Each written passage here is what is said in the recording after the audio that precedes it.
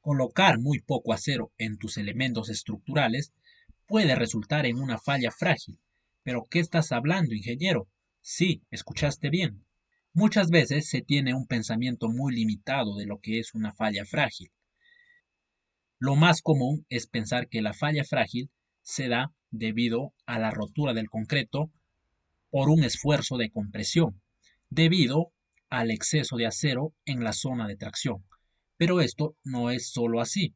La falla frágil también puede ser por tracción. Primero necesitamos conocer qué es una falla frágil y qué mejor material que el vidrio para explicar dicha falla. En este caso, el vidrio, al menor impacto, rápidamente se fragmenta o se divide como se muestra acá. Eso es una falla frágil, una rotura súbita o abrupta de un material.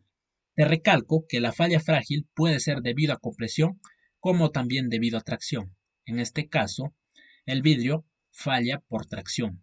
Si vamos a un gráfico esfuerzo de formación, una falla frágil sería como la que se muestra acá, donde al aplicar una carga a un material, este resiste y tiene un rango elástico y rápidamente llega a un límite y quiebra, es decir, no tiene la capacidad de deformación.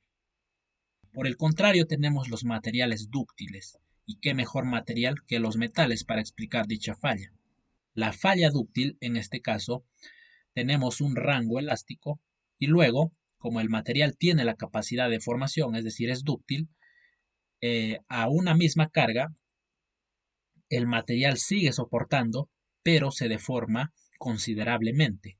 Esta deformación absorbe energía, es decir, es capaz de absorber un impacto, de actuar como un resorte y amortiguar el movimiento. Como te dije en un inicio, las fallas frágiles ocurren por tracción y también por compresión. Esto es una falla frágil por tracción.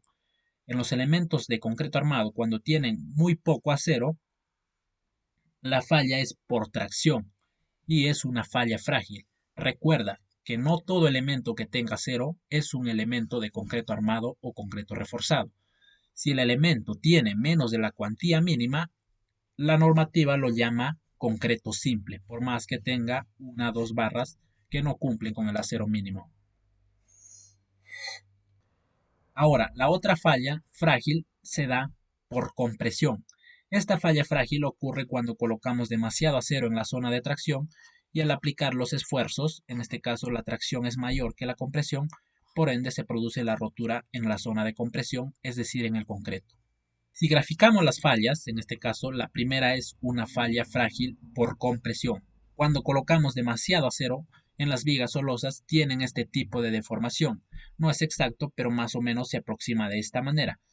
Cuando el elemento está controlado por compresión, las deformaciones se parecen al esfuerzo de formación del concreto simple, o al igual que una probeta de concreto, teniendo en la parte inicial una parte elástica que es más o menos el 45% de su resistencia a compresión y luego eh, va aumentando la deformación, pero la carga ya no es proporcional hasta que llega a un punto de rotura, es decir, el elemento falla de manera abrupta. Es más, a continuación te dejo un ejemplo de cómo rompe un concreto. Si has visto ensayos de cilindros de concreto, habrás podido notar que los elementos con mayor resistencia a compresión, hablamos de concreto de 350 en adelante, rompen de una manera más abrupta que los concretos, por ejemplo, de 210, de 280. Esto ocurre porque los concretos de alta resistencia se vuelven más frágiles. Y eso es una desventaja. Ahora, si miramos un elemento controlado por tracción, es decir, si tenemos una viga o losa que tiene el acero más o menos adecuado, la curvatura esfuerzo-deformación es como la verde. Primero, se inicia la carga y el elemento se va deformando. Llega a un punto donde el concreto se agrieta. Entonces sucede que la inercia se reduce, por ende la rigidez también, y con ello la resistencia.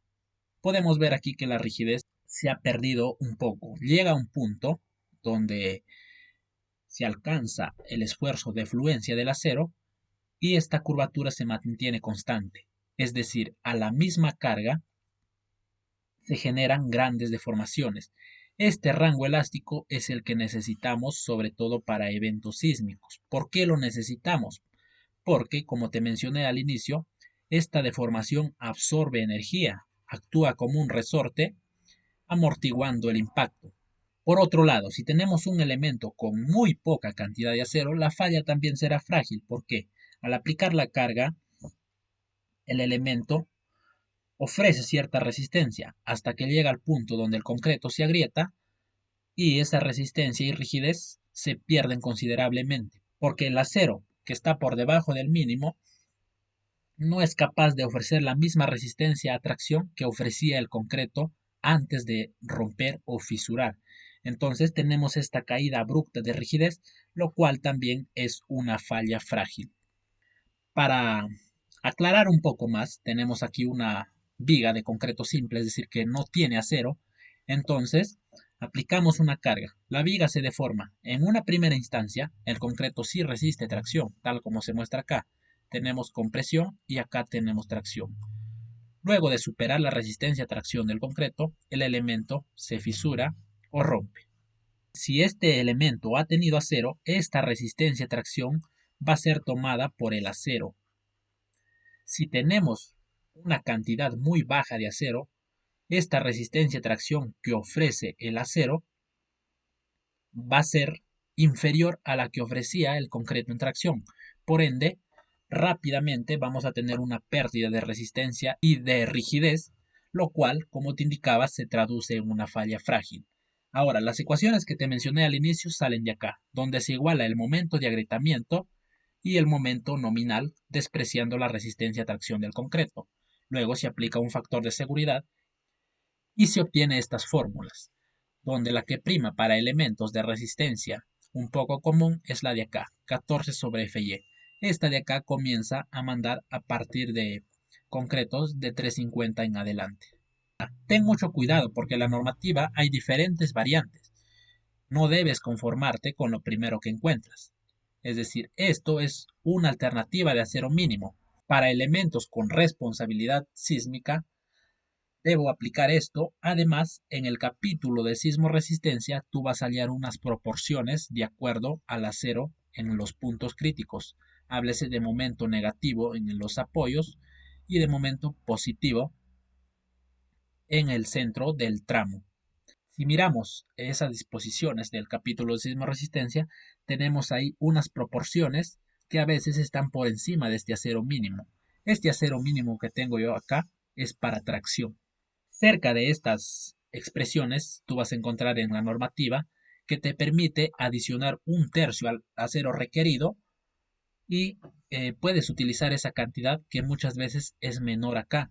Y ya al usar más acero te da también cierta protección, pero eso solo es válido para elementos sin responsabilidad sísmica. Así que a tener mucho cuidado, ya que he visto muchos ingenieros que aplican eso, le agregan un tercio al acero requerido y a veces se trata de una viga con responsabilidad sísmica. Y eso no es aplicable. Eso es aplicable a losas que están soportadas por vigas que generalmente no tienen responsabilidad sísmica.